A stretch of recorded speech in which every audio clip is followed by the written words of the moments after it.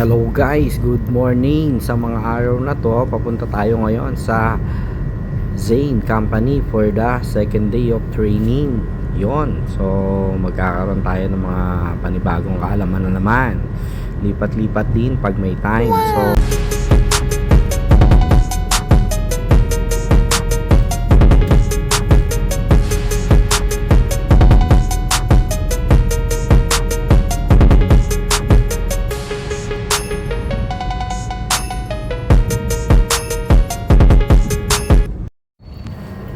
ayun, eto na tayo uli. Walking na mga my friend. Napaka very good talaga niyan. So nagpark tayo, medyo malayo yan sa area, pero hindi naman sobrang layo, hindi rin sobrang lapit, tamang-tama lang. So ito na nga, medyo mainit ang panahon ngayon dito sa Bahrain, kaya yun, boom, pane, sana all.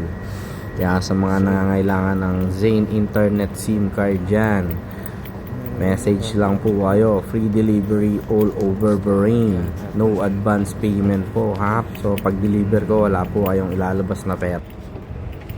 Kaya ano pang hinihintay nyo? Order na po kayo. Pwedeng one SIM card. Kung mag-isa lang kayo, o meron kayong kaibigan, nagpaplastikan lang kayo, charis. So pwede din kayong mag-order 2 SIM, 3 SIM. Tas kung pambahay naman po, home broadband para pang malakasan, pang pamilya, pwede rin. So, neto na tayo. Paakit na tayo sa building. Pero bago tayo makyat, siyempre, pipintahan muna natin yan. Bago natin tayo dadaan sa gilid. company. Yan. Konti na lang. Bandang usog ng konti. Nasa lubong pa natin si Uyang tagapagligtas. Zane Building. At Zane. Zane A-I-N. Zane. Asa na ko. Siyempre, lilinyahan pa natin yan. Yun, no? Boom, panes. So, yun na nga. Yan. So, tayo dyan. Akit lang tayo mga ilang hakbang. Dire-diretso lang. Sana all. Very good talaga yan. So, yan. Diyan na tayo. Papasok na tayo sa Zane. Yun, dito na tayo sa elevation. So, napagaling ng elevator nila dito.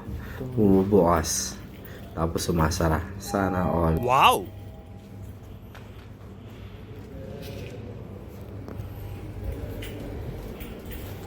Yan o, tingnan nyo. 14 yan. Sana all. 14 lang. Number 14. Oh, napaka very good yan. Tingnan mo. Open.